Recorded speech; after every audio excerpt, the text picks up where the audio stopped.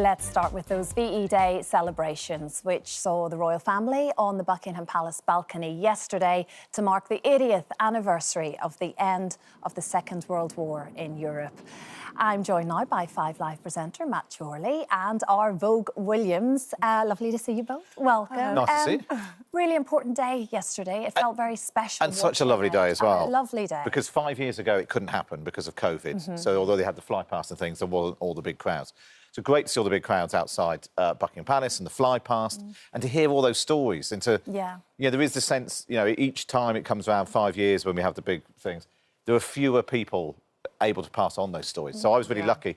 We did our show yesterday after the flypast, so I saw the flypast in London. I was on HMS Belfast. It was like an afternoon tea, and all generations, very small children, right through to people who'd been children and evacuated.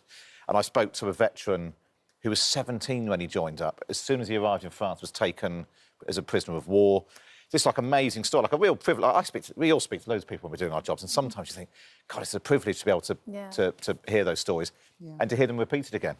No, completely. And there was a real appreciation for just how tough life was. Yeah. And you're talking about these children that were just sent off to family. I mean, gosh, there was just so many wonderful personal stories yesterday, I thought. But then in the papers today, there's a poll that shows half of Britons say they don't know when VE Day happened. 1 in 10 say they don't know what it stands for. And although I assume this poll was done last week or a couple of weeks ago. If you do it next week, I imagine it's right back with people's minds. Yeah. And that's the whole reason that these celebrations keep happening again and again. The importance of it. And like you say, the crowds on the streets yesterday, I thought it was really impressive. All age groups, flying flags. Particularly as the weather was a bit wobbly. It was a little bit spitty. Yes, it was. It could have gone either way. I thought, the Red Arrow's going to make it. But they did, thankfully. The royal family, of course, on the balcony. It's always a huge moment. There was a big cheer erupted, of course, amongst the crowds. Prince George, of course, he was joined at a veterans' tea. He's just turning into a proper little prince, isn't he? And he's still so young, but he's so mature. And I always love watching them on the balcony. I think it's so funny. Louis, obviously, is always causing some kind of mayhem, but he's brilliant. He's 7, and they cope with it so well. If that was my kids up there, they'd just be going absolutely wild. It's so funny. Whenever you're watching, that's exactly what you think. You think, oh, when our children were really small, the last thing you would want to do is put them on a big balcony. Absolutely. And have all that pressure and everyone analysing every last thing. I think they're so... I'm like, give us tips. Give us some parenting tips. How did you get them to stop being messers? It's a big deal, isn't it? But there was so many moments there. You could see him dusting down his dad's jacket and everything else. It was just... He is a little boy. That's just what it was. But certainly George, I think, look at him there. He looks just... He's just regal. But this is the whole thing, isn't it, about the stories? This is like the young generation speaking to veterans and hearing those stories. And that's the thing that was being replicated right across the country. I just hope there's not too much pressure put on him. And, last week it was all about Prince Harry and all of that. It's good that they're doing this stuff, but hopefully they'll have other... I think it's so. I think that's interesting for him, though, to go and be able to listen to those stories. And as you said, they're so much older, and it's about remembering those stories. So he will remember. No, you just wonder if there's ever that sort of the weight on the shoulders. Is there a sense of that already? Yeah. There must be. I'm sure he's there just looking out at all of these thousands of people, understanding the history behind his role. That's wild for anyone. It's wild, any age, to go out in front of a huge crowd like that. Very, very much. So they do a very good job at it, like we said. Very special day, and lots more to come this week. We've got all this week. In terms of celebrations. So the Met Gala. You love a bit of the Met Gala. Don't you dare step away from that, Matt. No, I've been studying the pictures very closely.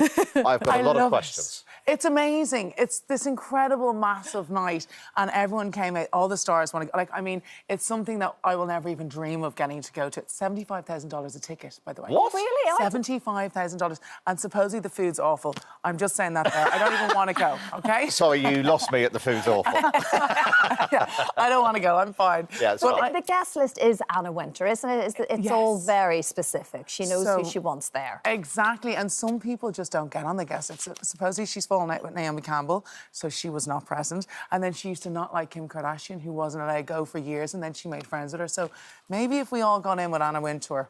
That's what we need to do. That's what we need to do. I think the pressure of knowing what to wear at something like that, I couldn't cope with it. There's always an amazing theme. This year it was Superfine tailoring black style. OK, which isn't maybe that interesting. Dare I say that? This one more so is. I did see someone with a piano on their back. Yeah, so that was good. Well, that's what I do. Is, exactly. Just go for, like, essentially fancy dress. It's quite wild outfits, but this year I feel like it was really fashion forward. Rihanna was there and she debuted her 3rd pregnancy. 3rd baby, yeah. She always does it so well. Whatever way she does it, each time she does it so well. Now, this is giving a bit of Titanic vibes, I think. It's not my absolute... Oh, yeah, it's a bit, yeah. Yes, isn't it? Look, she's got the heart of the ocean on her hand. It's not my favourite look, but she did go with the theme, and it's Rihanna. I mean, she can kind of do whatever she wants, can't she? Absolutely, she can, exactly. So sticking with this tailoring kind of look. Yeah, exactly. That's exactly what it's supposed to be. Lots of beautiful hats we saw. And then we had Zendaya, who looked absolutely, I would say, one of my favourites of the night. Oh, Just so gorgeous. That was a 3-piece Louis Vuitton suit. And she teamed it with a wide-brimmed hat, and she did look absolutely incredible. There was a slight fashion faux pas from her, though. It wasn't her fault. Someone stole her look.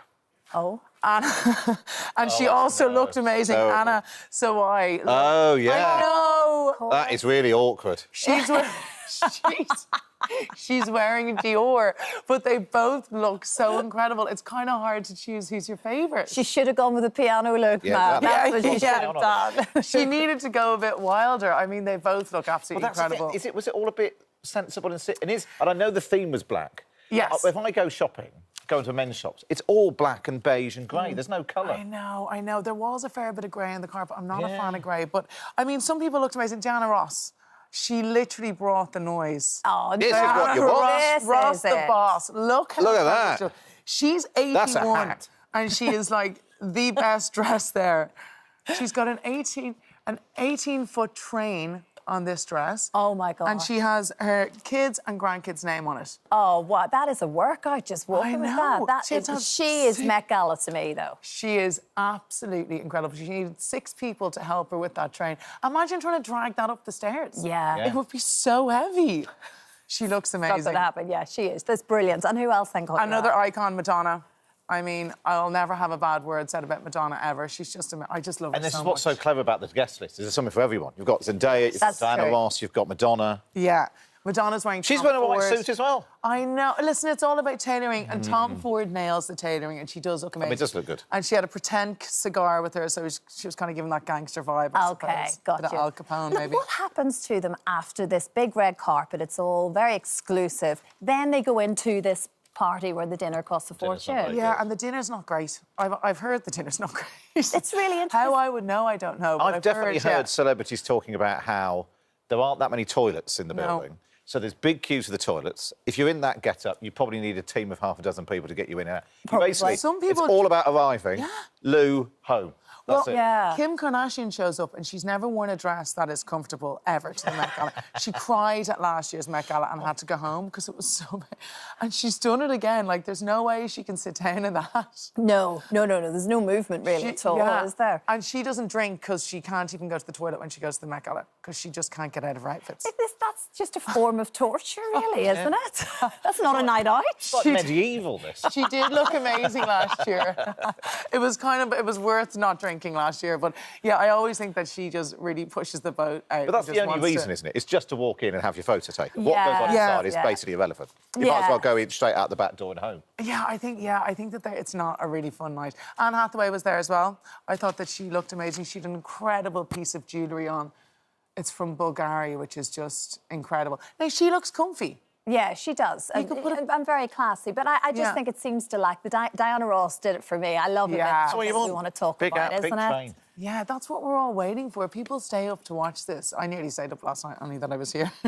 But, like, you stay up to watch the incredible outfits, and I just think, some of them could have pushed the boat out a little bit more. Yeah, exactly that. And I love your synopsis, Matt. Can you come back for all fashion from now on, please? And I'll wear a big hat. Wear a big hat. I will. Absolutely. I will wear a big hat. And there has to be a piano somewhere amongst the mix. Big train. Team of half a dozen people. Every time I see you, Matt. Hi there. Thanks for watching our YouTube channel where we upload new videos every single day. You can click here if you're interested in this video or head to the homepage for some more amazing content.